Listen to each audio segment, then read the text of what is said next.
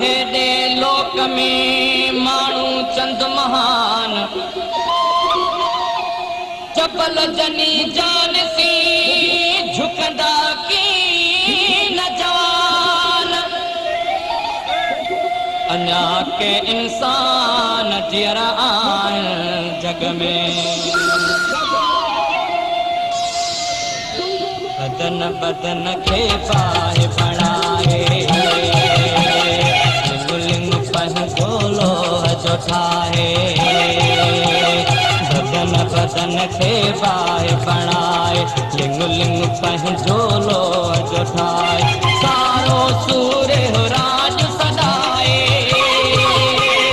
पंहिंजा बेड़ू हथ वधाए सिंध बचाए रनिकतायो सिंध बचाए रनिकतायो सिंध बचाए रनिकतायो बदन बदन खे पाए बणाए लिंग पंहिंजो लोह जो ठाहे सारो सूर्य राज सदाए पंहिंजा बेड़ू हथ वधाए सिंध बचाए रनिकतायो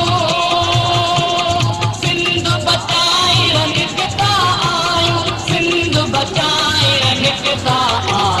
बदन बदन खे पाए बणाए लिंग पंहिंजो लोह जो ठाहे सिंध बचाए रनिकतायो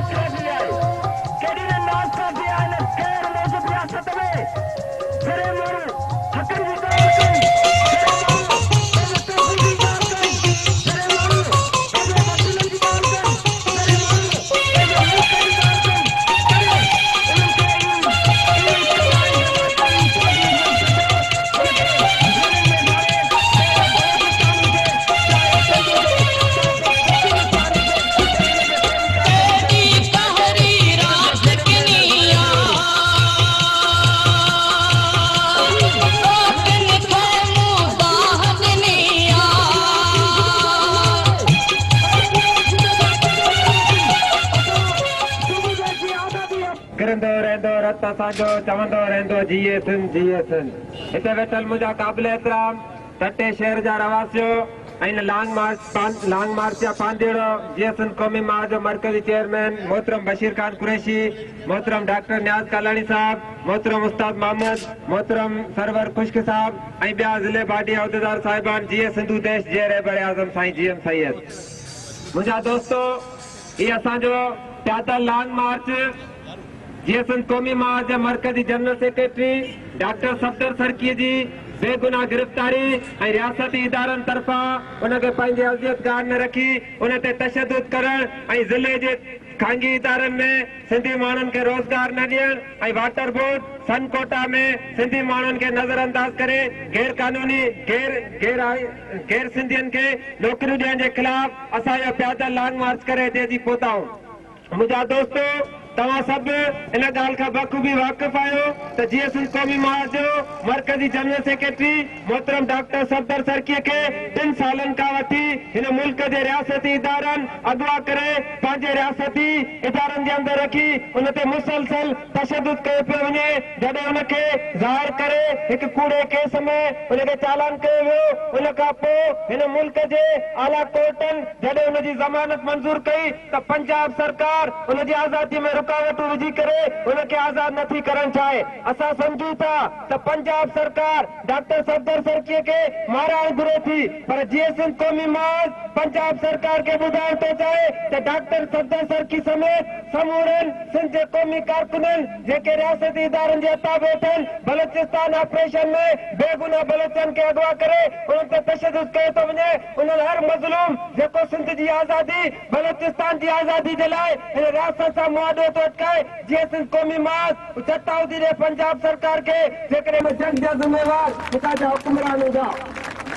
असांजे हिते ज़िले ठटे जे अंदरि सनअती इदारनि जी हालत इहा आहे जो हुतां गैर मक़ामी माण्हुनि खे भर्ती कयो थो वञे, उते मक़ामी माण्हुनि खे रोज़गार नथो ॾिनो वञे। इदारा असांजा हिन ज़िले जे मालिक असांजा, पर असांखे उते रोज़गार नथो ॾिनो वञे। ज़िले ठटे जे अंदरि ख़ासि करे साहिली पट्टीअ में जेके